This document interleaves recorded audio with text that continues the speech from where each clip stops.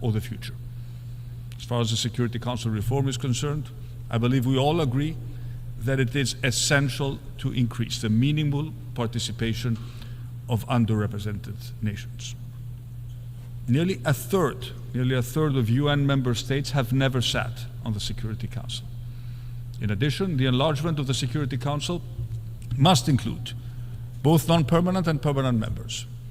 New permanent members must include leading countries from all continents, and the composition of the Security Council should reflect the geopolitical and economic realities of the third decade of the 21st century, not the fifth decade of the 20th. Ladies and gentlemen, in the Security Council, Greece will do its utmost to act as a stabilizing actor. And that work begins immediately in our immediate neighborhood. After all, as a gateway to Europe, North Africa, and the Middle East, Greece sits 900 miles away from both Gaza and Ukraine. A year ago, we did not know that on October 7, a horrific terrorist attack would leave more than 1,200 innocent civilians, men, women, and children massacred. Around 250 people would be taken hostages, and that in the war that ensured, over 41,000 people would perish. The ongoing violence in the Middle East is grave, and civilians' horrendous suffering in Gaza is unfortunately continuing. Escalation threatens to trigger a full-scale war in the region.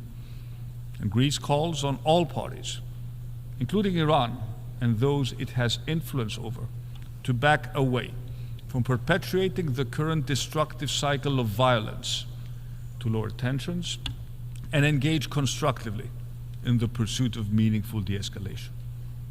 A full-scale war in southern Lebanon must be avoided at all costs. People on both sides of the border have a right to leave peacefully without the threat of rockets or bombs shattering their lives. Greece fully supports the proposal for an immediate 21-day ceasefire. And in the wake of the October 7th attacks, Greece has always and will always support Israel's legitimate right to defend itself. But how it does so matters. We must see the immediate return of all remaining hostages.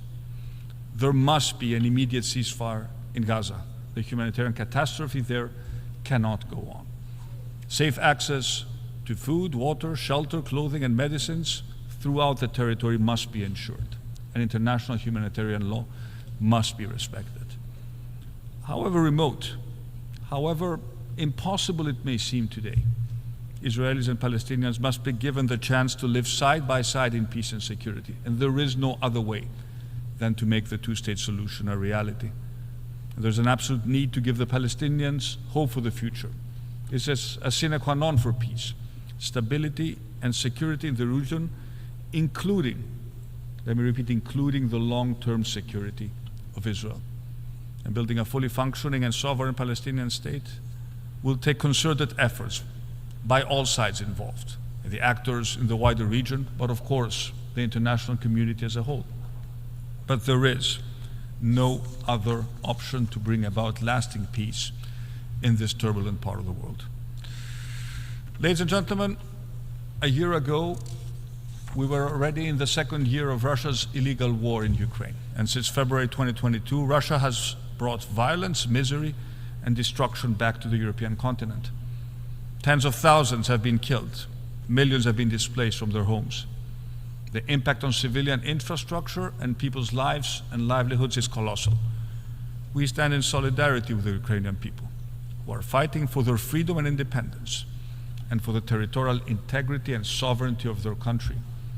And respect for the territorial integrity of all states is the fundamental pillar of international law. It is the cornerstone of the UN Charter. In June, at the Summit on Peace in Ukraine, Greece stood shoulder to shoulder with many other UN member states, calling for a just and lasting peace in Ukraine, in full respect of Ukraine's independence, sovereignty, and international integrity within its internationally recognized borders. From the first hours of the Russian aggression, the European Union and its member states rose to the occasion, providing every possible support to the Ukrainians. We're committed to continue to do so. Why?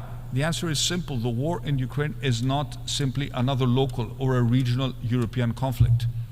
It's a brutal challenge to international stability and to the international rules-based order that the UN stands for. And as such, it concerns the entire global community.